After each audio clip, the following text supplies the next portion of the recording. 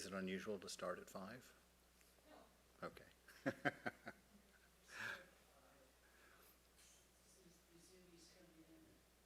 As they do, indeed. All right, well, good afternoon, everyone. I am thrilled to be back in California. I'm Swami Chidbrahmananda, Swami C for short, and I'm normally in the Washington, D.C. Center. And so I'm out here just visiting.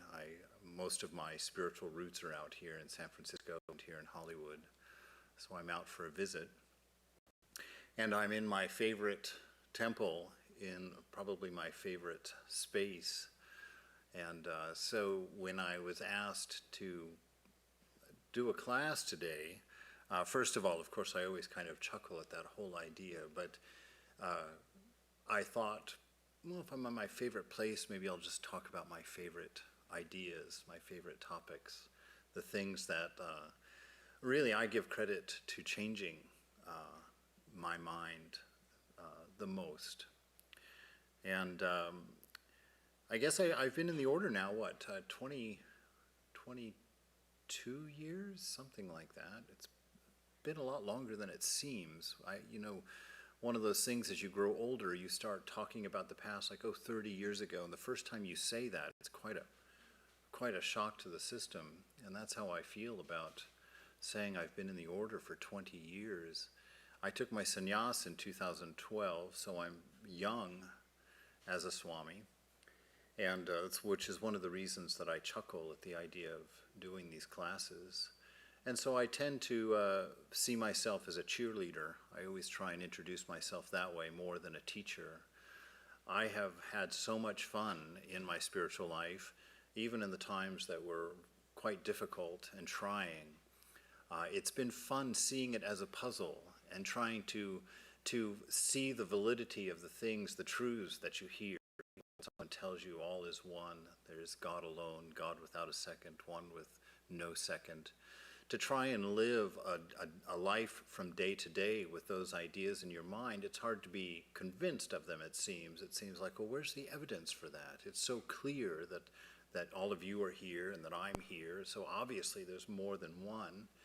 And I've made a hobby, I guess, as it were, of looking at these day-to-day realities and trying to see through them, trying to use them as tools, as evidence for the truth that I keep hearing and keep reading about in the scriptures, and actually the truths that tie all of the religions together and tie all of us together as one. And so I asked how long I had today, and I was told 30 minutes, and a sense of panic came over me. I don't think I've ever done an introduction in less than 30 minutes. And so it's my first class that's only 30 minutes long. And so I thought I better put some notes together more to make sure that I didn't have to just abruptly stop at 33% of my lecture and make it happen. So I thought today I wanted to talk about the unity of our beloved and how it manifests in us, that notion of being Sat-Chit-Ananda. That's something that I always remind myself of, because to exist is to be Sat-Chit-Ananda. And I often wonder, well, what does that look like? How can the sages say that that's my fundamental essence? And if it is my fundamental essence, how do I experience it? How do I see it in this manifested world? And so I'm just going to go through each one of those, the Sat, the Chit, and the Ananda, and talk about how you can see it, or how I experiment with it, how I play with it in a day, and how I've tried to take my daily activities and to shine them in that light, to pick them up, to take advantage of this awareness that I have so much of and spend so little of at the same time, to take that awareness and to look at the experience of simply being, and to go through and break those three pieces down and see where we can get with them.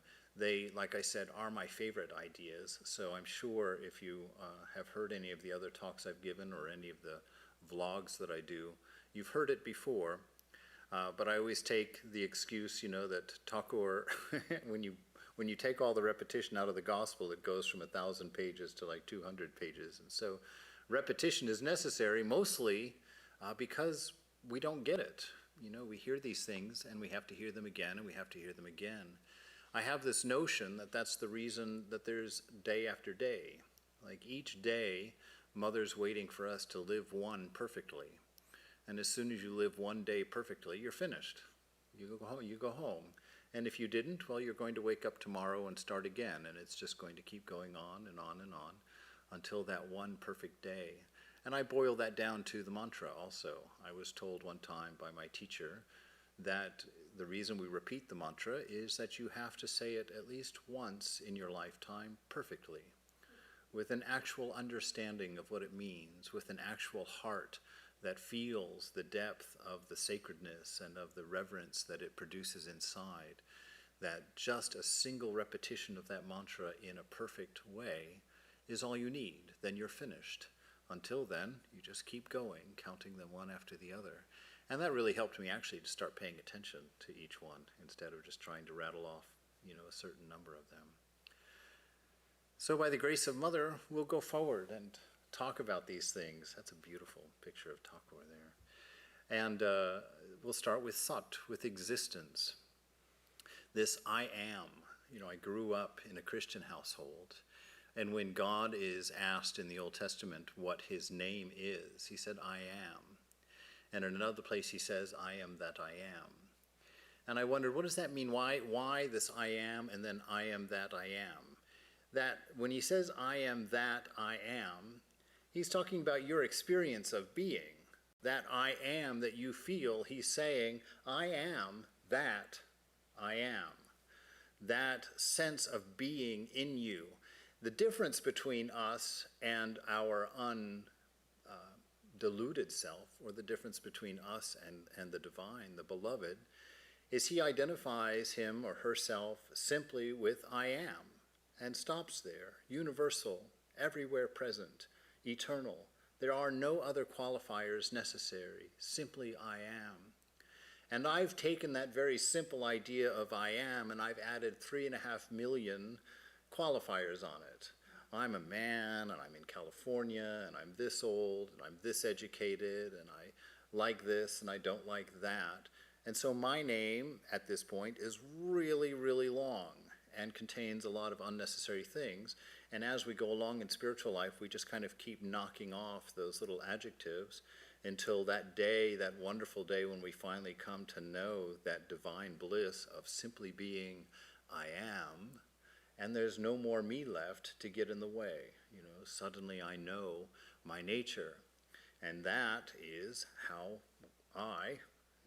that great I, wrote the scripture, and why he calls or she calls or that calls itself I am. There is in that I am a lot of really big implications. That I am does not allow for a past, and it doesn't allow for a future. All of your past is a concept of mind. And you say, well, where does that concept come from? That concept is a mixture of things, temporary things, that you wanted to share your immortality with. And the way that you shared your immortality with those things you liked was to tuck them into your mind as a memory, as a samskara. And out of those samskaras, we created a karma. We created a wheel of samsara that we're living through.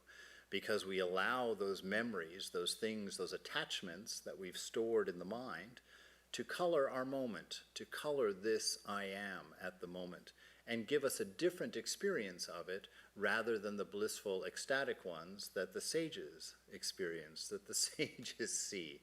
I've created a moment full of worry and full of anxiety because yesterday I remember that this has to be done for tomorrow. And so we have to come back to this understanding that no, this moment alone is real. We have never experienced the past. And even when we, quote, talk about the past or remember the past, we're doing it in the present. There is only this moment. This is the only place you've ever existed, this isness. It's the same isness in which Jesus walked. It's the same isness within which Buddha meditated. It's the same moment. We are in the same moment that Thakur inhabited, that Holy Mother inhabited. They will always be this moment. It wasn't another time or another place. It was this moment. They were in the now, and they were here. Because no matter where you are or where you go or what time it is, you are always here now. And so to live in that kind of fullness and that kind of awareness of being fully present and not bringing in the concept of the past in order to color it, not taking the colors of our attachments that we've stored in the mind and looking through those lenses at a moment that we can't understand, at a moment we can't grasp because we've colored it, because we aren't seeing it as it is. We are seeing it as we expect it to be, or that we think it will be. And so part of being your true self, part of being as you are, is to let that past go, let your attachments go. So your past is just a collection of your attachments. Sri Nisargadatta says that there is only this moment, and that the universe is recreated every moment. And in that recreation, every moment, if you were to take a slice, this slice, and now we take a second slice, he said they have nothing to do with each other. If you try to line those two slices up, not one atom in the universe is in the same place. There's nothing there. But he says your mind will create the narrative that supports your ego. Your mind will relate these moments together to tell the story that bears your name.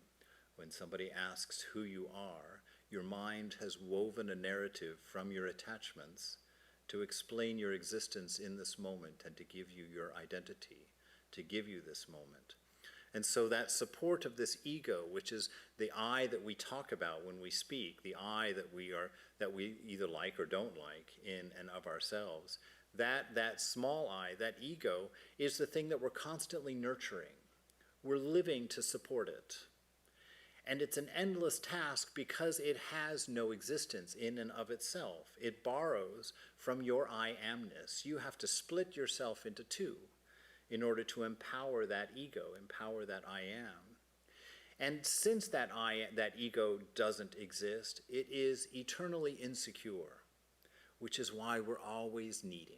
You always constantly have to feed that sense of lower self. You always have to fluff. I remember when I was younger it was a Merv Griffin show, I think, and they had this Chinese acrobat on there with these like 6-foot dowels, and there was like 15 of them or something, and she put a china plate on the top of one and got it spinning on top of that dowel, and then she got one going on the second one, she got one going on the third one, till she had 12 china plates spinning on 12 dowels, and she was running back and forth to keep them all going.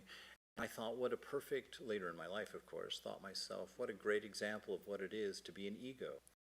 That you are constantly busy supporting this sense of I, making yourself feel good about yourself, making yourself believe you're a good person, trying not to think you're a bad person, trying to make sure you're not this, you're not that, you are this, you aren't that, going back and forth. When in fact, this moment, without your collection of samskaras, without your collection of attachments, to change your experience of this moment, is full. This moment is rich. It's perfect, always, as it is. And it is a wonder to experience that. To experience that is to short-circuit the senses. To experience that is to short-circuit even the impure mind, to have an ecstatic moment. We see Ramakrishna multiple times in the gospel experiencing the I am in its completeness. And there's nothing in the particular left of him. That doctor that I was always fascinated with that story. The doctor touched his eyeball, while he was in samadhi, and there was no particular. He wasn't that man. And the first time that happened to Thakur was no more. But because of our attachment to the body, we keep seeing his body. We're like, there he is. Oh, that's him. Oh, that's him. There. But Thakur is this moment. He is this moment. He is not in any other moment. He is the fullness of this moment. And seeing that, he let go of all of those particulars. And that is how we know that the divine is closer to us than our neck, or so close that he can hear the anklets on an ant, because he is the moment that envelops our sense of self, even as small as it is. So in that idea of this moment being the only real thing, and the past being a concept of mind, which is just a collection of your attachments, it frees you from karma. It frees you from your karma. Because God is not keeping track of your karma. God is not keeping track of what you have to pay for and what you get for free.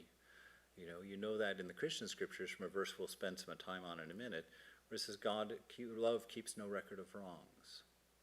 And God being love, you can know he keeps no record of wrongs. So where is your karma kept? Well, you bind yourself to it, right? Doesn't Vivekananda says, yours is the hand that holds the rope that binds you down. Let go your hold, said Nelson Bold. Say Om Tat Sat Om. So you have to give yourself permission to be free. You have to be able to give yourself permission to be good, to be unencumbered, to not have to pay for all the wrongs and all the rights that you have. That's surrender. That's how you let go of this notion of self, which is built on a collection of limitations and restrictions. Because limitations and restrictions are not yours by nature. You're ever free, ever pure, ever blissful. You are, like Thakur, this moment itself. So that's the I am. That is the Sat of your experience. Then we have this Chit of the Sat-Chit-Ananda to explain. What is this intelligence, this knowledge? Well, how is it that you understand your senses? How is it that you understand your mind? You're only an observer, right? You know that from a baby. You see a baby there, he can't even use his fingers, doesn't even know they're his. I read a child psychology article one time in preparation for a lecture, and I was shocked to find out that a baby doesn't know that the toes that it's seeing belong to it until it's like 7 months old. So this idea of I am the body is not natural to us. It is not our nature to believe that we're the body. This intelligence that comes, or that allows this I am to understand all that it witnesses, or this idea of change or growing, is because all these experiences get splattered on this wall of intelligence, and the witness is watching it, and the only way that it knows what it's seeing is because of its nature being intelligent. It's able to see a superimposition of imperfection over the perfect. The wall that your senses splatter on is perfect. And so when it splatters, when imperfection or partiality or limitation or restriction gets splattered on this wall of being, it's the intelligence in your nature that allows you to understand, allows you to see. It is what slowly leads you to an understanding of that which can't be experienced, that which is the awareness, that self that you have never seen, like your face, the face that you've never seen. There's a fascinating statement by Sri Nisargadatta, again, another teaching, where he says when the average person sees someone suffering, that's what they see. They see someone suffering. He says when a sage sees the exact same thing, he suffers. Because he, a sage, sees from the inside out, whereas we see from the outside in. So when you describe yourself, what do you describe? You don't describe your experience from the inside out. You describe yourself from the outside in. Oh, I've got, mouse-colored hair, and I'm about 5'10", and I'm a little overweight at this point, and, we go from the outside in, where our experience of ourself is actually from the inside out. And so to learn to see ourselves from the inside out is to let go also of all of our interpretations of the outside world, which doesn't exist, which isn't actually there, that there's no distinction. That's one of my favorite thoughts that I stumbled upon at one point, was when Vivekananda talks about there is no internal and external, that there's only one. Nisargadatta says, those things which you understand fully you place within yourself. Those things which you only know partially you place outside of yourself. And so you get this notion of inside and outside. But you see, I like to point out that your mind, the brain in your head, has never seen anything. Your eye takes that light or takes whatever that impulse is and transforms it into biochemical information that it transmits to the brain. The same biochemical information that your ears are creating, that your touch is creating, that your taste buds is creating. And the mind, the brain, only has ever experienced biochemical information. So when you're looking at that light on the shrine there, you're not looking at light. Light doesn't look like that. What you're seeing is your mind's symbol for light that it creates from biochemical information that it gets. You have never seen the outside world. You have no notion, actually, that the outside world exists. Why? Because the idea of your eye as a source of light or information is equally a symbol, as much of a symbol as the light itself is. So you have created this world of symbols in which you live. And if it's a world of symbols, what do they symbolize? They symbolize the thing in and of itself. And where is that thing in and of itself? The scripture says that it's your reflection. That all of this that you witness, all of it in its unity, is you, your mirror. And because of the nature of the senses being broken into 5 chunky little pieces, you only get a partial picture of yourself, and so it's broken into a prism of ideas. So your reflection on mind is simply you looking at yourself in the world. And you say, but I can see you up there. You don't see me up here.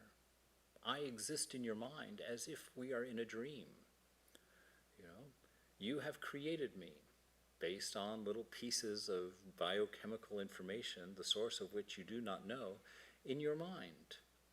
And even my voice, you say, but I hear your voice coming from outside. No, my voice is in your mind.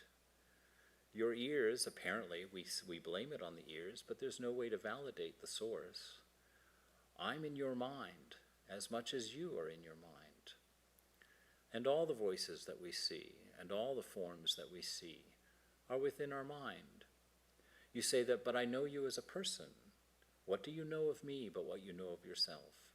You see me smile and you know, oh, when my face looks like that or feels like that, I'm happy. So he's happy. Oh, when I raise my eyebrows, I think this. And so, oh, that's what he must be thinking when he raises his eyebrows. And it's all based on this collection of attachments that we've got, that we've rummaged through in the purse of our mind to find a definition of what people are thinking or what they're saying or what they mean. Because we do not have the access to each other's mind, because there isn't such thing as each other's mind. We're in one mind. I had a dream a while back, oh my goodness, a dream, down to 7 minutes already. I had a dream a while back, a lucid dream, where I was in an inner tube floating on the bay up in Monterey. And I became aware while I was floating in this yellow inner tube that I was dreaming. And because at one point in this life, as I remember it, I was a computer engineer, I became fascinated with the resolution of what I was seeing. I started splashing in the water, and I was like, will you look at that? My mind in real time, in this dream, is able to create water splashing on this yellow inner tube. That's amazing. And I looked over, and I remember seeing some of that bright pink ice plant growing on the cliff, and I thought, look at that, I can see the individual stones, and that's exactly what ice plant looks like. That's amazing to me. But the best part of the dream was when I looked over to my left, and there was this young woman, probably 14 or so, with blonde curly hair and pigtails that were sort of half wet and off-centered. And on her cheek was a couple of hairs that were stuck to her cheek where a drop of water was coming down. I was like, you've got to be kidding me. Every little strand of hair my mind is putting there, all that little peach fuzz on her, and mixing it with water, it's perfect. And I began to paddle over to get a closer look at her. And she got offended at me and defended herself against me. And it made me laugh so hard that I woke up laughing from that dream, because the thought of her, she is me. What is she? She's my creation in entirety. This is my dream, my brain, my mind, and she has created a sense of self separate and apart from me, being offended by me, her creator. And I sat there, I didn't sleep the rest of that night because I thought, this is an insight. This is amazing. Because at this very moment, I am that young girl to you. You have created this in all of this vivid detail, all of this wonderful color and light and humor and fun. I'm borrowing your mind to present to you a knowledge of your own self, a creation of your own ability, a manifestation of the wonder that is you, without limitation, without restriction, without ego. It is the very cause of evolution. Swami Chidbrahmananda said to me one time, he says, you do not grow, you do not change. Your mind changes because of its close proximity to you. Know that you are not the mind, and you are not this body. And that brings us to Ananda, my favorite part, which is both good and bad. That love, because it's very important to hold on to that Ananda, because it is what makes everything beautiful, no matter how terrible its experience might be. It's what allowed Paul to write in the scriptures that all things work together for good. It's what allows Thakur to talk about the grace and the love of the Divine Mother. It's what allows us to experience the divine, that beloved Ananda which is inside. I grew up with the Christian scripture, and so I like to remember from the book of Corinthians the description of love. It says, love is patient, love is kind, it does not envy, it does not boast, it is not proud, it does not dishonor others, it is not self-seeking, it is not easily angered, it keeps no record of wrongs. Love does not delight in evil, but it rejoices with the truth. It always protects, always trusts, always hopes, always perseveres. Love never fails. Now we can go through that. We know that God is love. God is that Ananda. So you go through it and you say it again. God is patient. God is kind. God does not envy. He does not boast. God is not proud. God does not dishonor others. God is not self-seeking. God is not easily angered. God keeps no record of wrongs. God does not delight in evil, but rejoices with the truth. God always protects. God always trusts. God always hopes. God always perseveres. God never fails. And you say, if I'm that one without a second, what is this God you're talking about? Well, at this moment, who are you? You've created a small little box for yourself, a little body-shaped size, that's you. God is everything you've forgotten to include in that at this moment. That divinity that you've put outside yourself, that thing you don't understand fully, that you've placed out there, that is God. In Advaita, I always tell people, because Westerners, we love Advaita because it gets rid of that God problem. We're like, oh, there's no God, it's only one without a second. But it's not that way. Advaita means that you disappear, not that God disappears. It means that you disappear. There is no you. There is only the divine. So if we think our ego is real, we're greatly to be disappointed. God alone is. Your ego will disappear. It will be effaced. And so your true nature is this Ananda. And so the final exercise is in the morning when you're sitting there looking at this melting body of age in the mirror. You say to yourself, I am patient. I am kind. I don't envy. I don't boast. I'm not proud. I do not dishonor others. I'm not self-seeking. I am not easily angered. I keep no record of wrongs. I do not delight in evil. I rejoice with the truth. I always protect. I always trust. I always hope. I always persevere. I never fail. And on that day when that becomes true, the game is finished. You've won your prize. You know that one without a second, and immortality, omnipotence, is yours. Free, ever pure, never to suffer again. That's what it means to be human. That's what it means to be you. That's what it means to be authentic, to be real. All right, 5:31. I took 1 minute more.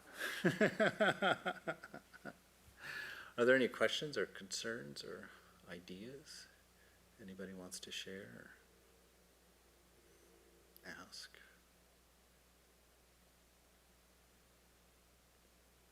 All right.